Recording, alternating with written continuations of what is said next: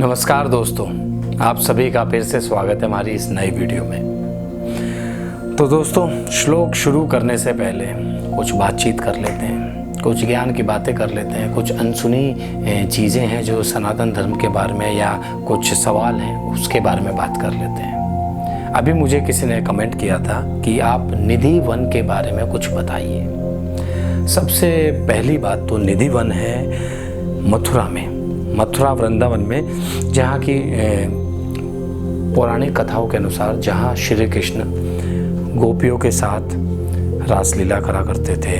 रासलीला का मतलब है उनके साथ हंसना, गाना, नाचना, नृत्य करना, बांसुरी बजाना, और सारे के सारे वो ग्रुप में हुआ करती थी गोपियाँ। वो सब बैठ के मधुर बातें किया करते थे, कुछ ज्ञान की बातें किया करते थे। सब श्री कृष्ण की बांसुरी की धुन से मोहित होकर सुना करती थी। तो अपनी अपनी सब बातें किया करते थे एक ग्रुप में बैठकर। उस वन को निधि वन कहते हैं आज हम। और निधि वन के बारे में भी जो कथाएं हैं जो मैं सुनता आया हूँ वो ये है कि आज के ज़माने में निधि वन में कोई भी शाम को 7 बजे के बाद प्रवेश नहीं करता। मान्यताओं के अनुसार, जो कि वहाँ के पुजारी पंडित कहते हैं, और कई जगह किताबों में भी लिखा हुआ है कि 7 बजे के बाद जो भी मनुष्य वहाँ जाता है या तो वो पागल हो जाता है या अंधा हो जाता है या कुछ और भी बुरा हो जाता है उसके साथ। अब उन मान्यताओं में ये भी चीज़ कही गई है कि वो क्यों हो जाता है इस तरह, कोई भी मनुष्य पागल या अंधा या कोई भी दृष्टिहीन हो जाता है, क्यों हो जाता है। एक्चुअल में राधा और सभी गोपियाँ श्री कृष्ण के साथ वहाँ रोज़ रात को आती हैं और मधुर बांसुरी की धुन भी सुनती हैं, वहाँ अपना नृत्य भी करते हैं श्री कृष्ण। और कोई भी मनुष्य उस चीज़ को, भगवान को अपनी इन आँखों से जीते जी नहीं देख सकता। अगर देख लिया तो वो सीधा उसे परमात्मा की प्राप्ति हो जाएगी, क्योंकि भगवान आप स्पष्ट रूप से ऐसे देख रहे हो तो भगवान की प्राप्ति होनी आपको लाजमी है। तो शायद वो कारण उसके पीछे होगा। मुझे इतना डिटेल में गहन जानकारी नहीं है। जो उड़ती न्यूज़ और थोड़ी बहुत जो मैंने सर्च करके पढ़ा है तो उसमें तो यही कही गई है बातें। ऐसा भी सुना गया है कि वहाँ एक छोटा सा महल है उस बाग में, उस उद्यान में, निधि वन में, कि रात को गोपियों के लिए और श्री कृष्ण के लिए वहाँ भोग रखा जाता है। एक लोटे में पानी भी रखा जाता है। तो सुबह जब उस वन के द्वार खोले जाते हैं, उद्यान के द्वार खोले जाते हैं, ना तो वहाँ भोग बचता है, खाना बचता है, ना फल बचते हैं, और ना ही उस लोटे में जल बचता है। तो रोज़ रात को जब भगवान वहाँ नृत्य करते हैं, बांसुरी बजाते हैं, थक जाते होंगे, खाते पीते होंगे और चले जाते होंगे। तो इसके पीछे की जो न्यूज़ है, जो कहानी है, जो भी लिखा हुआ है, जो भी मैंने सुना है, बताने की आपको कोशिश की है। तो थोड़ी बहुत जानकारी आपको मिल गई होगी निधि वन से रिलेटेड, जो भी आप पूछने की कोशिश कर रहे थे, और मैंने बताने की कोशिश भी की है। तो बढ़ते हैं इसके बाद श्लोकों के उच्चारण की ओर। तो दोस्तों, पढ़ते हैं श्लोक नंबर 13 की ओर।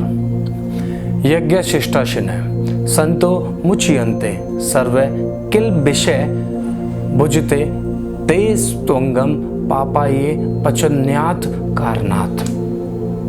इसका भावार्थ ये है, श्री कृष्ण कहते हैं कि यज्ञ से बचे हुए अन्न को खाने वाले श्रेष्ठ पुरुष, कि यज्ञ में जो भी भोजन बनता है, जो भी प्रसाद बनता है, यज्ञ से बचे हुए अन्न को खाने वाले श्रेष्ठ पुरुष सभी पापों से मुक्त हो जाते हैं।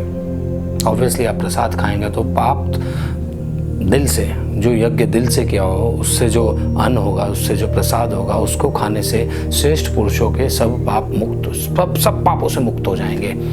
परंतु जो पापी लोग केवल अपना शरीर पोषण करने के लिए ही अन्न पकाते हैं, वो पाप को ही खाते हैं। तो इसका यहाँ तात्पर्य यह है कि यज्ञ का जो प्रसाद है, यज्ञ करने के बाद जो प्रसाद बांटते हैं उसको खाने से, जो पूजा विधि से जो खाना खाया जाता है उसको खाने से पाप मुक्त हो जाते हैं। परंतु कुछ लोग होते हैं जो खाते ही रहते हैं बस अपना शरीर पालने के लिए, तो ऐसे लोग पाप के भागीदार होते हैं। सॉरी, मैं यहाँ मेरी हंसी छूट रही है।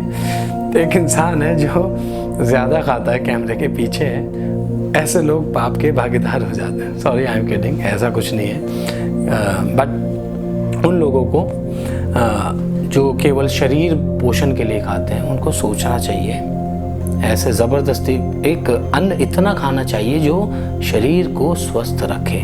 ज़बरदस्ती शरीर पोषण और उसके लिए खाएंगे तो आप पाप के भागीदारी बनेंगे, आप पाप को ही खाएंगे। तो दोस्तों बढ़ते हैं श्लोक नंबर 14 की ओर। 14 और 15 एक साथ हैं, ऊपर वाले की बोली है और जो भगवत गीता में लिखा हुआ है मैं वही बताऊंगा एग्जैक्ट आपको। तो दोनों श्लोकों का उच्चारण एक है, तो भावार्थ भी इकट्ठे ही करूंगा।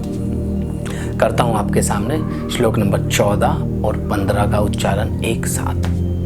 अन्ना द्रवंती भूतानि पर्जन्यादन संभव, यज्ञ द्रवती पर्जन्यो यज्ञ कर्मस मुद्रव।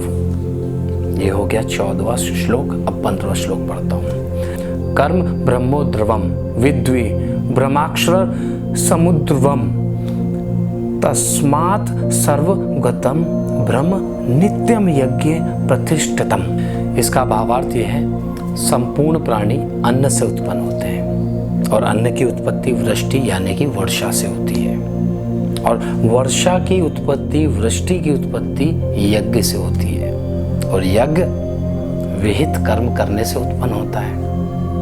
इसलिए संपूर्ण समुदाय को वेद से उत्पन्न और वेद से अविनाशी जो भी ज्ञान होता है वो ज्ञान मिलता है। इससे यह सिद्ध होता है कि जो भी सर्वव्यापी परमात्मा की जो भी चीज़ें हैं वो सब वेद से ही आदमी को प्राप्त होती हैं। इसलिए समस्त चीज़ों में जितनी भी चीज़ें हैं उन सब में यज्ञ ही प्रतिष्ठित है, यज्ञ ही सबसे श्रेष्ठ है। तो यज्ञ सच्चे मन से, दिल से, तरीके से करो, उस यज्ञ से आपको सब चीज़ मिलती है। उस यज्ञ से आपको वर्षा मिलती है, वर्षा से आपको अन्न की प्राप्ति होती है, और अन्न से हम उत्पन्न होते हैं। अगर इस चीज़ को रिवर्स में लेके चले तो भी वैसा है, और सीधा भी लेके चले तो भी वही है। तो सबसे श्रेष्ठ क्या है? यज्ञ है।